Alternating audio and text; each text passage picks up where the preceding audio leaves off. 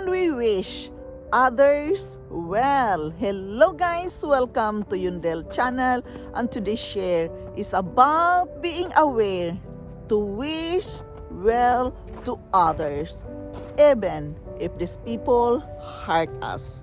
I know it is not easy to wish well to other people when they hurt us, but guys, the Bible says that we must love our enemy. We must love the people who hurt us. So therefore, it is very important that we can wish other people well, even if they hurt us. I know it is just easier said than done. It is not easy at all. But guys, if we are believer in God, we must do what God wants us to do because there is a blessing in it. At the moment when we are hurt, we cannot see the blessing. We are just busy of our anger, frustrations, and heartaches.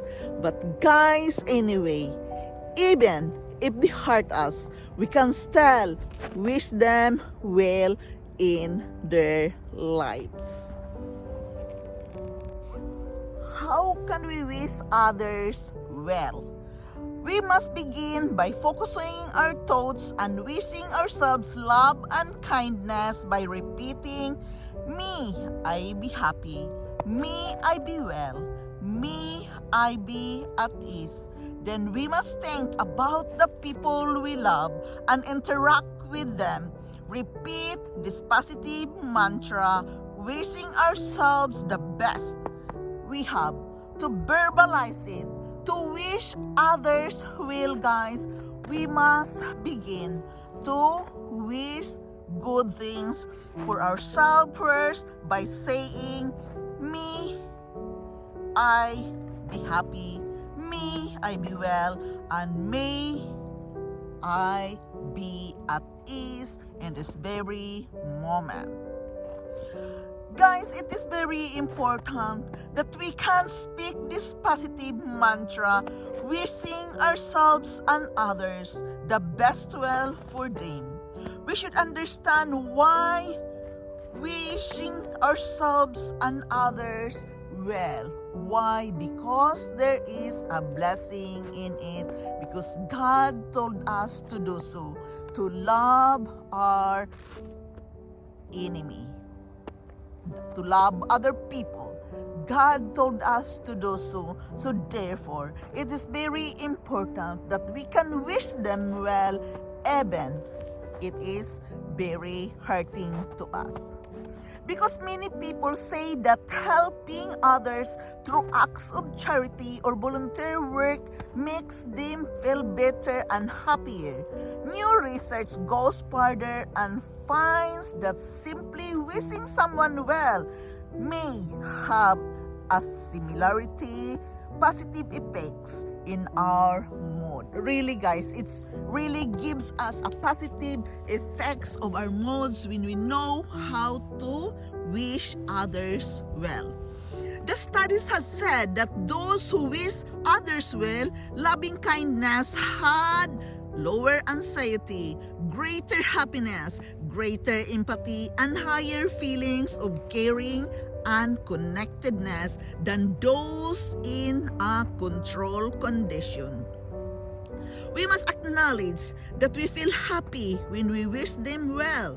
Providing support to others activates a neutral pathway in the brain and boosts our well-being. Researchers said that helping others directly activates a brain region that has previously been linked to potential care behaviors. We can wish others well by being sincerely the way we are with them. Show your sincerity to others, to your loved ones, to your friends when you are with them. We can wish them well through appreciation. We can wish them well by our respectful kindness. We can wish them well by simply saying, I love you, or I thank you so much, wishing them all the best and the best for their life. We can wish them by simply smiling, by being compassionate, by being polite, by listening what they have to say.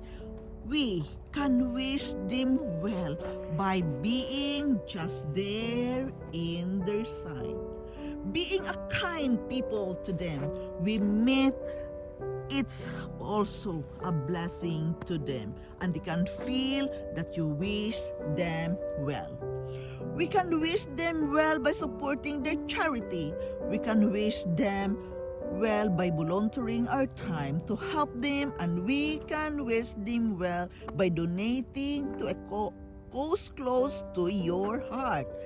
Guys, to be honest, bottom line here, wishing well to others, we boast our own well-being. If you are going to do that to yourselves, it becomes easier for you to feel the good confidence, the happiness, the emotions that give you the energy daily. We are following what the scripture told us, to love one another by wishing them well, even though they hurt us, even though they disappointed us. It is very important that we can acknowledge to wish them well, especially those people who hurt us. Be a good sport, as the book says. Be a good sport. Accept it. Those moments cannot be controlled. Things happen without our control.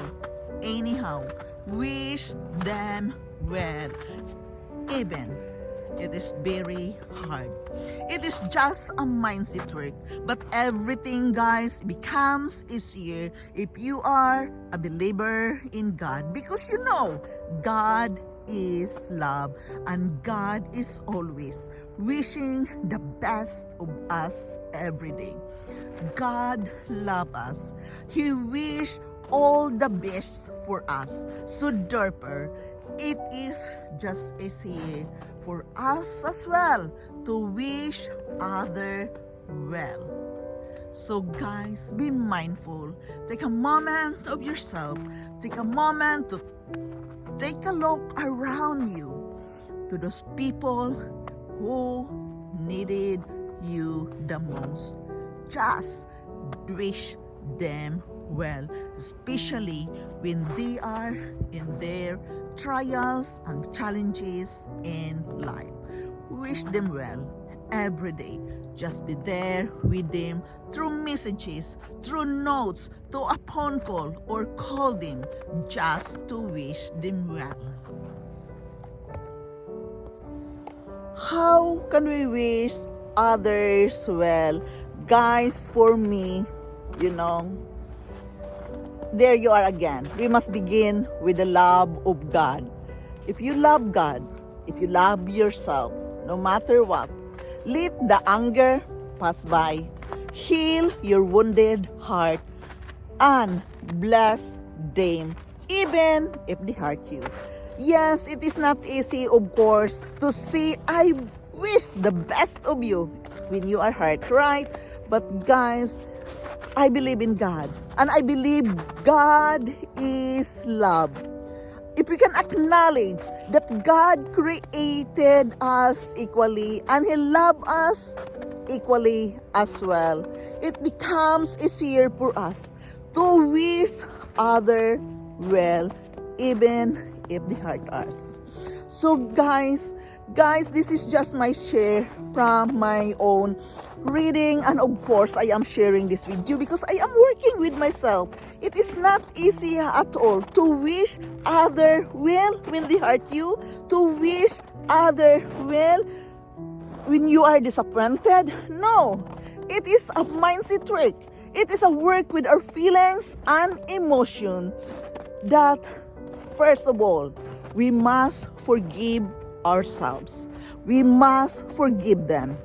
We must embrace and accept that things are happening out of our control. Just wish them well anyway. So guys, again, I am sharing this with you because I am working with my life day by day.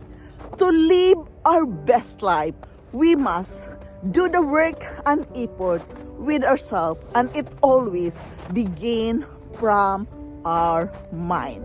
A simple thought to move forward and to activate your brain power of happiness.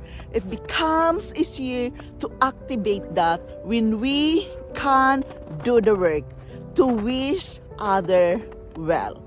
Wish them the best and best of everything. So guys, again, this is Yundel. Thank you so much for listening. Thank you so much for dropping here in my channel daily. I am forever grateful to each and every one of you. Thank you so much, guys, and I love you all. See you then by my next vlog. Thank you so much. I love you all, and bye-bye.